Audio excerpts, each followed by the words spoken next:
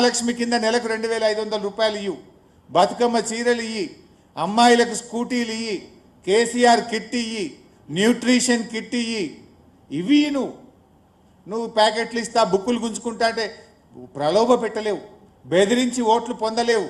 మహిళలను నువ్వు మోసం చేసినావు. మహిళా సంఘాలకు కేసీఆర్ పెట్టిన పథకాలు రద్దు చేసినావు. ఈరోజు నువ్వు ఇప్పటికైనా చిల్లర రాజకీయాలు బంద్ పెట్టు. ఏమనంటే ఒక మాట అంటున్నారు, పైసలు లేవు. మరి నీకు మూసీ అభివృద్ధికి 150,000 కోట్లు ఎక్కడికి వెళ్ళి వస్తున్నాయి? ఫ్యూచర్ సిటీ అభివృద్ధికి 150,000 కోట్లు ఎక్కడికి వెళ్ళి వస్తున్నాయి? మూసీకి పర్సంటేజీలు కమిషన్లు వచ్చేదానికి మాత్రం డబ్బులు ఉంటాయి. మూసీ అభివృద్ధికి డబ్బులు ఉంటాయి, ఫ్యూచర్ సిటీకి డబ్బులు ఉంటాయి. పేదవాడికి మహిళలకు మహాలక్ష్మి ఇవ్వమంటే చేత కాదు, అవ్వాతాతలకు 4,000 పెన్షన్ ఇవ్వమంటే పైసలు లేవంటావు, రైతు బంధు ఇవ్వమంటే డబ్బులు లేవంటావు, బోనస్ ఇవ్వమంటే డబ్బులు లేవంటావు, వికలాంగుల పెన్షన్ పెంచుతాను ఇచ్చిన హామీ అమలు చేయమంటే డబ్బులు లేవంటావు, ఫీజు రియంబర్స్మెంట్ ఇవ్వమంటే డబ్బులు లేవంటావు. కానీ 150,000 కోట్లు మూసీకి వస్తాయి. ఊరు లేదు, ఇల్లు లేదు, వాడ లేదు.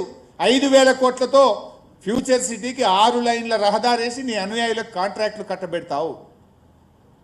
What is your priority?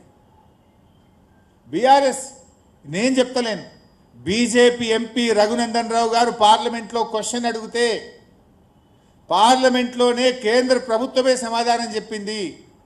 BRS హయాంలో చేసిన అప్పులు 2,80,000 కోట్లు మాత్రమే. 2,80,000 కోట్లు మాత్రమే.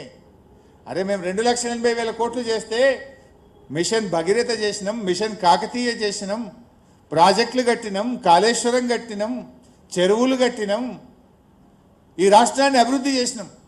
10 ఏళ్లలో మేము చేసింది 2,80,000. కానీ నువ్వు 2 ఏళ్లలోనే 2,08,000 చేసినావు కదా రేవంత్ రెడ్డి.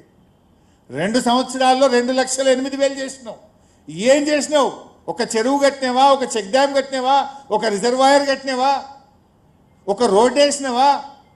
నువ్వు చేసింది ఏందో చెప్పు. 2,08,000లో ఢిల్లీకి మూటలు మోసుడు తప్ప, కమిషన్లు దొబ్బుడు తప్ప నువ్వు చేసింది ఏందో ఉంటే ఒక్కటి చెప్పు.